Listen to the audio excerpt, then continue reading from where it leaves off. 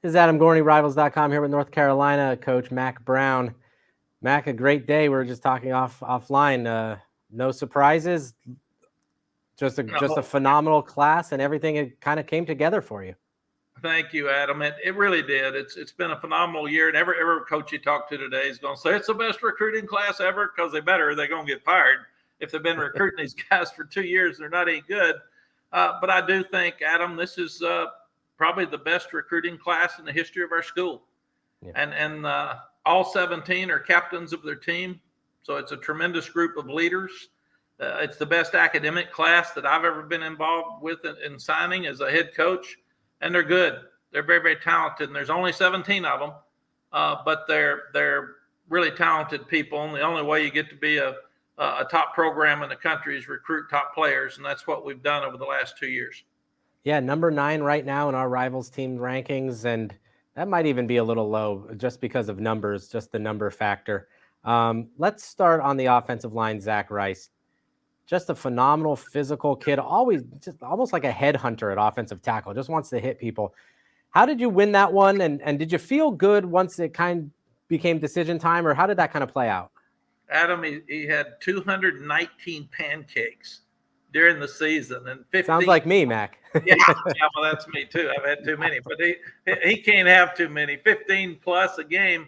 It was a long process, and he was recruited by everybody in the country, and we fell in love with Zach and Mary, his mother and grandma, and Mary played basketball at Liberty, and we need aggressiveness, we need toughness, we need leadership in the offensive line, and he brings all of that. And he fell in love with Stacy Searles, our offensive line coach, Adam, who has had a lot of NFL guys, and Zach wants to go to the NFL. Yeah. And he's a tremendous student. He wants to finish school, but his goal is to play after college, and he felt like this was the best opportunity for him to do that. Speaking of guys that look like they're already in the NFL, Andre Green at receiver, just a big catch radius, big target on the outside. Another one that you beat, let's just say you beat Clemson for him big. What did you see from him to really prioritize him as that top target? I love his length.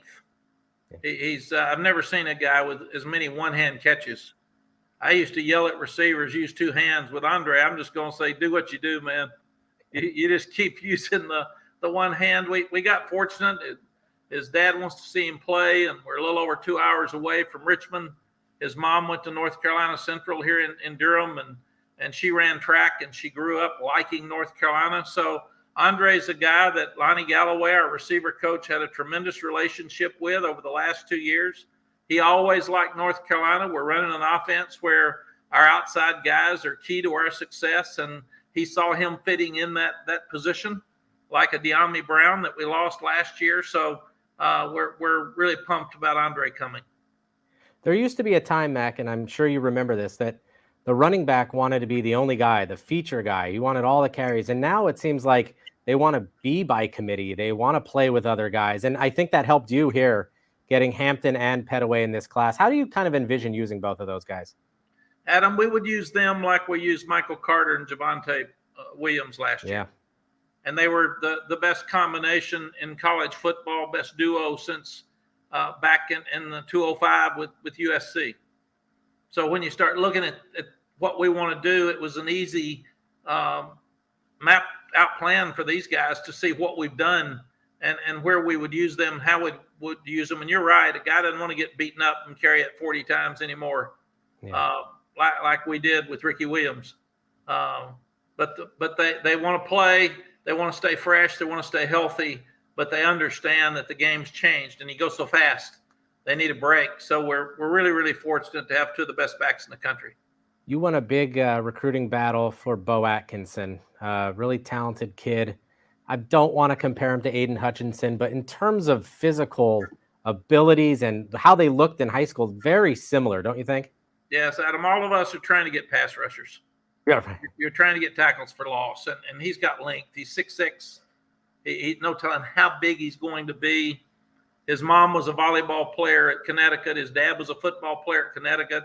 He's right at a 4-point student, but he's got a good burst, and he's got so much length. He can beat that offensive tackle and get back and disrupt the quarterback, and if he can't get there, he's get his hands up, and it's hard to throw over him. So we're really, really excited about him moving forward. And then really to close it out here, Mac, Travis Shaw, the cherry on top, I think. Just a complete disruptor up the middle. Be honest, were you super confident in him up until decision time? How did that kind of play out? Because everybody wanted him. Yeah. Adam, I really was. He's got a tremendous family. I was at his home the other day for a family party, and there are between 30 and 40 people there. And they love that young guy so much. He loves the city of Greensboro. Winning a state championship in Kenan Stadium for Greensboro was really, really important for him. He wants to win for his state. He's the number one player in the state. He is he's as dominant as any defensive lineman I've ever seen.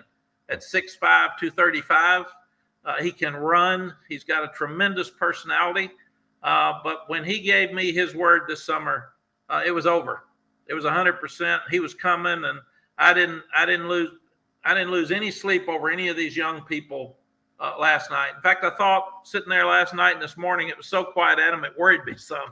I said, there got to be something going on. And all the guys got pushed late, and a lot of guys tried to make run. One even had a whole staff come and try to see him, and they said, no, we're committed. That's what we're doing. We're moving forward. So on a day where most of the talk is about who flipped and who changed, I am so glad that all of our team captains, all of our really smart young people from great families decide to stay with their word and continue to be at North Carolina. Top 10 class for the Tar Heels. That is North Carolina coach Mack Brown. I'm Adam Gorney for Rivals.com.